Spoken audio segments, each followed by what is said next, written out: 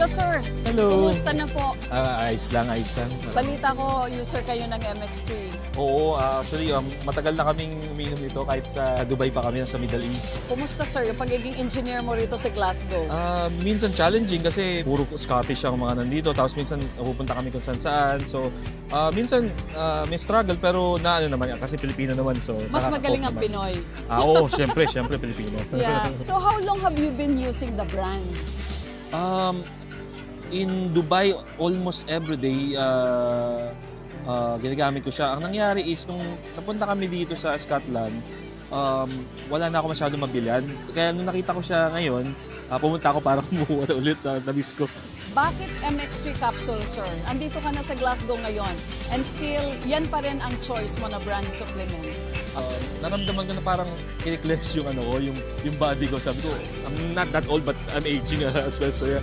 So para sa akin siguro, mas mainam yung tulungan ko yung health ko para mas maging healthy pa ako. MX3, dito ako believe.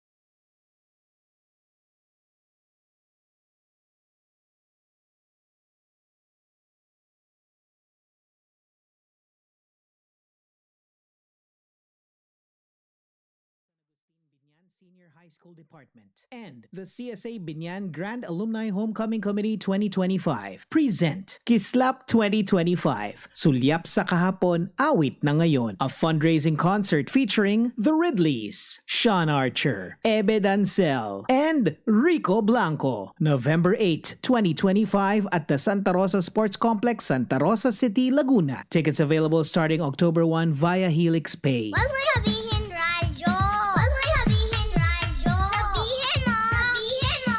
Energy. Energy. Lindsay. Lindsay. Good morning, Panga. Good morning! Baby Toby. Baby Toby. Good morning, Panga. Good morning!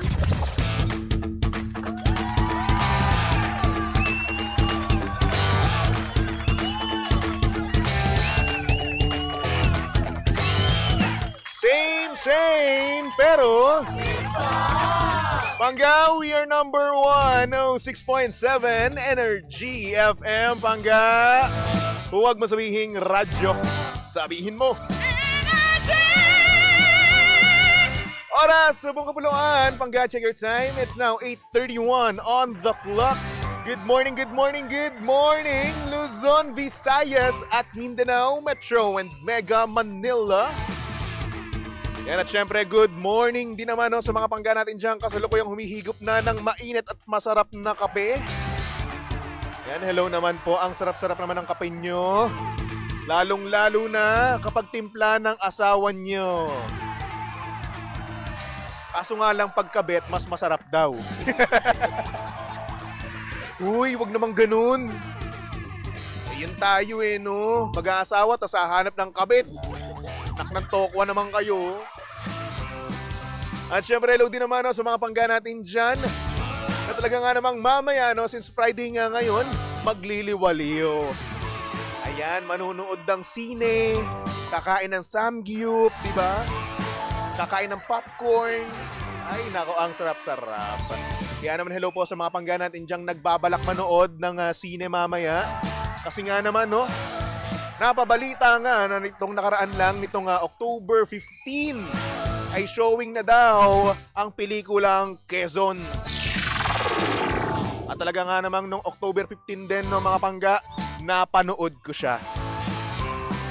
Eh, wala tayong magagawa. Wala akong magawa nun eh. Nanonood ako mag-isa. Bakit ba? Wala namang masama doon ah. Naku, kung papanoorin niyo yan, ay isa po siyang napakagandang pelikula. Talaga nga namang mamumulat no, ang mga tao na kung ano bang nangyayari sa politika. Diba? At syempre kudos din no, sa mga pangga natin dyan na cast no, ng pelikulang Quezon. Yan ang unang na nga dyan. Si Jericho Rosales, Benjamin Alves at Mon Confiado. At marami pang iba. Grabe ang gagaling nila no. Jericho Rosales, it's a perfect, di ba?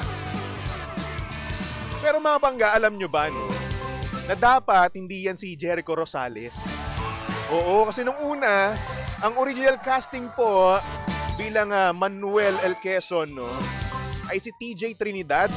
Kaso nga lang ang nangyari, no, nag-usap daw yung direktor at si TJ Trinidad, ayun, hindi daw maiwan yung kanyang trabaho sa airlines, di ba?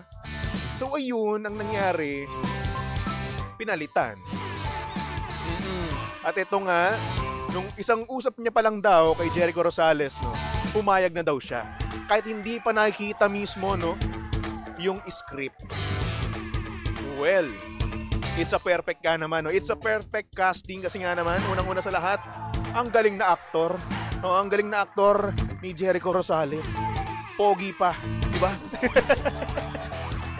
Kasi yun, nabigyan niya ng hustisya ang pagganap no, bilang Manuel Quezon. Magaling. Panoorin niyo yun mamaya, no? O edit niyo na yung jowa niyo, yung kabit niyo, yung katrabaho mo, yung crush mo, di ba? O hindi naman kaya yung nanay mo, no? Maganda. Oo, promise. Hindi kayo magsisisi. Worth every penny, di ba? And take note ang balita ko, no, may mga discount din ang mga estudyante at mga guro.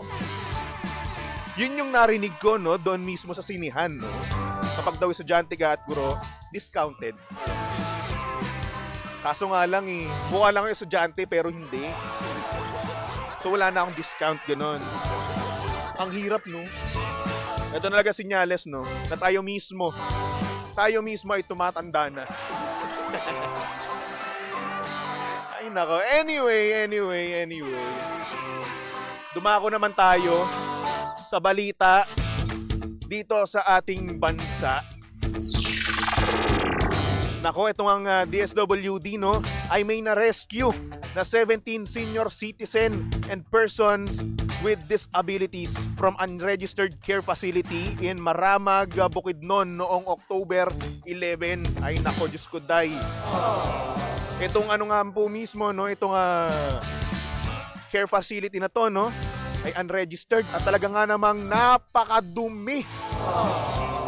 At kung makikita nyo no, sa post ng philstar.com no, sa Facebook page nila, kitang-kita talaga doon yung dumi, paghihirap, di ba? Ultimo mismo, yung tulugan, no, silid tulugan ng mga matatanda, talaga nga namang napakadumi. Ay nako.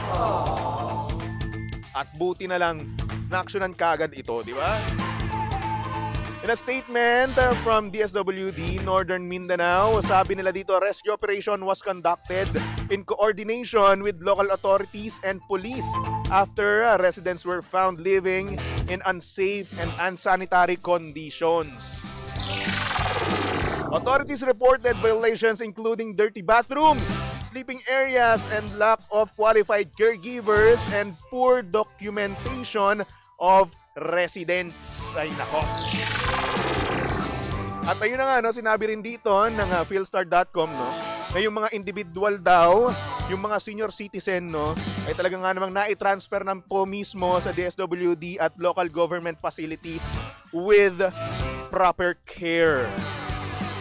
Pero alam nyo, para sa akin, no, dapat anuhin pa to, suriin pa mismo sila, i-check up sila kasi nga naman, di ba, matatanda na po sila, senior na po sila. At dahil nga madumi nga yung pasilidad, no, ay may tendency na meron pa silang mga sakit. Diba? Pinaalagaan kasi ng maayos. Alam nyo, ewan ko naiinis ako kapag may mga ganito. No, ayaw ko nakita ng mga senior citizen natin diyan, no, na nahihirapan talaga. Alam niyo, kung mayaman lang ako, kinuha ko na sila. Kaso hindi. siguro in the near future, no? Pag ako yumaman na, pag meron na tayong mga 150 billion, papagawa tayo, no?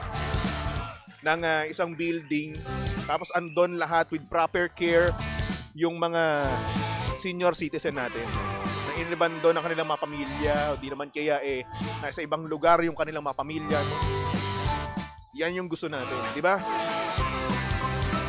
At thank God, no? Na na-rescue na sila. Oo. Congratulations po. Maraming salamat po, DSWD, at sa local authorities at mga pulis natin dyan. It's a perfect nga naman, di ba? Anyway, mga pangga, marami pa tayong pag-uusapan mamaya lamang, no? Ilan pa lamang yan sa ating mga nakalap na balita this day. Mamaya, meron pa akong sasabihin sa inyo. Diba? Abang-abang lang kayo, okay? Well, for the meantime, no, magbalik-tugtugan muna tayo for our next song. Here's a song from Boyz II Men.